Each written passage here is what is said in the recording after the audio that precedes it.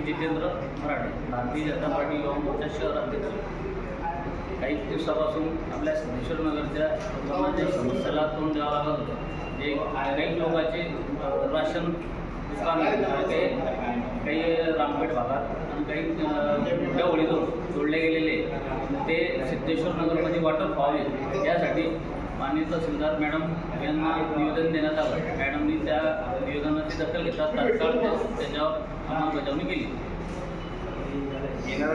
तरी सिद्धेश्वर नगरच्या लोकांना जो फिरून सण जावं लागत होतं, 3-4 किलोमीटर जे घेरा पडत होता किंवा रिक्षा लावून जर भाड्यानं राशन हे आणावं लागत होतं, ते आता आणावं लागणार आणि तिथंच आपल्या सिद्धेश्वर नगरला मॅडमनी आश्वासन दिलं की बा तुमच्या जे राशन धारक आहेत त्यांना सिद्धेश्वर नगरमध्येच राशन मिळेल.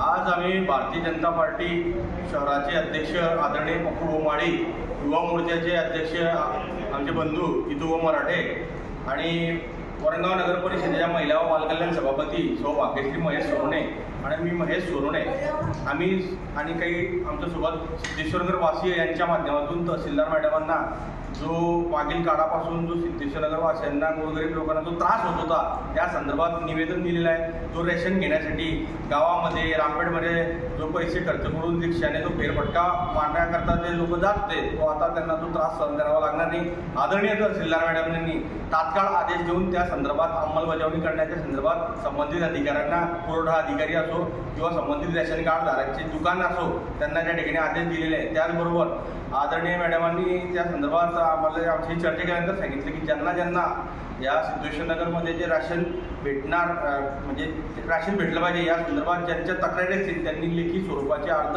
आमच्यापर्यंत सुपूर्द करावे. त्या अर्जावर तात्काळ कारवाई करून त्यांचं जे राशन आहे ते सिद्धेश्वर नगरला त्या ठिकाणी मिळेल. त्याचबरोबर वरणगाव शहरामध्ये ज्या विविध समस्या आहेत त्या संदर्भात सुद्धा आदरणीय तहसीलदार मॅडम यांच्याशी चर्चा करून आदरणीय तहसीलदार मॅडम येणाऱ्या काळामध्ये वरणगाव शहरात येऊन त्या संदर्भात तात्काळ कारवाई त्या ठिकाणी करणार आहे. आणि विशेष करून महिला व बालकल्याण च्या संदर्भातली बैठक आदरणीय तहसीलदार मॅडम त्या संदर्भात लावणार आहे, जेणेकरून ज्या महिला विधवा महिला आहे, ज्या अपंग आहेत, आपले दिव्यांग बांधव आहे यांना सुद्धा त्या ठिकाणी रेशन कसं मिळेल या संदर्भात आदरणीय तहसीलदार मॅडम यांनी सकारात्मक चर्चा केलेली आहे. आणि त्याचबरोबर जो निष्ठांक जो 16,000चा मॅडमांनी मागवलेला आहे तर त्या संदर्भात आदरणीय मॅडमांनी सांगितलं की हा लवकरात लवकर जर मंजूर झाला तर जेणेकरून आम्ही अजून गोरगरीब लोकांपर्यंत रेशनचा जो रेशन आहे ते त्या संदर्भात मिळवण्याचं काम आपल्या त्या ठिकाणी होईल. म्हणून या व्हिडिओच्या माध्यमातून मी वरणगावच्या तमाम नागरिकांना या ठिकाणी विनंती करतो की ज्यांना आवश्यकता नाही त्यांनी कृपया आपलं रेशनच्या संदर्भातला अर्ज तहसीलदार मॅडम यांच्याकडे सुपूर्द करावा.